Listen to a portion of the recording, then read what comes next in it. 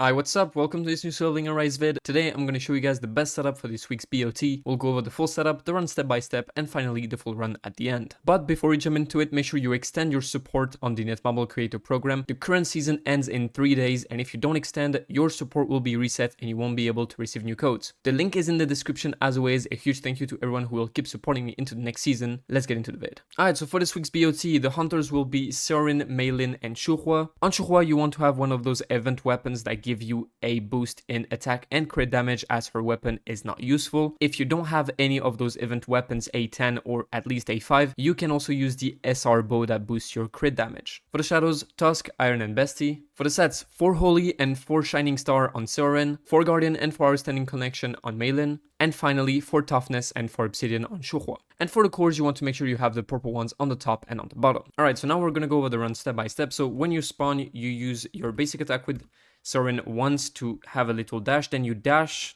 forward, then you use your Q. You're gonna go on this mob here. Once you get on him, you switch to Shuhua, walk a bit towards the middle of that tile here, and then you use her first skill. With the first skill, she's gonna kill everything. If you don't kill everything, you just retry until you do. It's basically the area where you need to land. It's just sometimes the positioning of the mobs aren't the same. So you do that, and then you use her second skill. And then you dash towards the mini-boss and start using your core attacks until the mini-boss is dead. Once the mini-boss is dead, you use her E once again, the second skill, and then you switch to Meilin and use her second skill as well. Then when you get to the third phase, you spam your shadow key as well as your first skill key for Meilin. And once she starts the animation for the first skill, you dash out of it towards the left. And then you use her core attack. And then once her core attack lands, you switch to Shuhua. Use the core attacks that you still have activated from the E that you did before on phase 2. Then once it's over, once you see that you don't have the core attack activated again, you use her first skill, then her second skill, and then you use core attacks once again until you have the second skill available once again. You use it, and then you finish off the boss.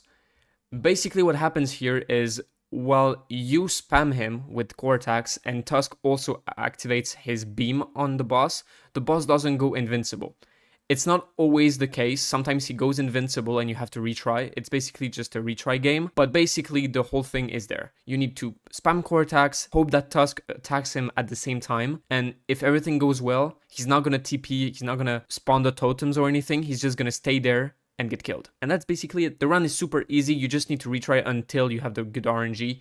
The run is not that great here. It's only 24.8. You can go down to like 23.8 or 23.5, I think. So yeah, you can cut a lot of time. It's just you need to crit a lot on the core attacks and you need to be faster on your execution. But yeah, that's basically it. The strat doesn't change. I hope you guys enjoyed the vid. As always, if you do, make sure you drop a like, comment, and subscribe to the channel to not miss any more uploads. I'll see you in my next one. See ya.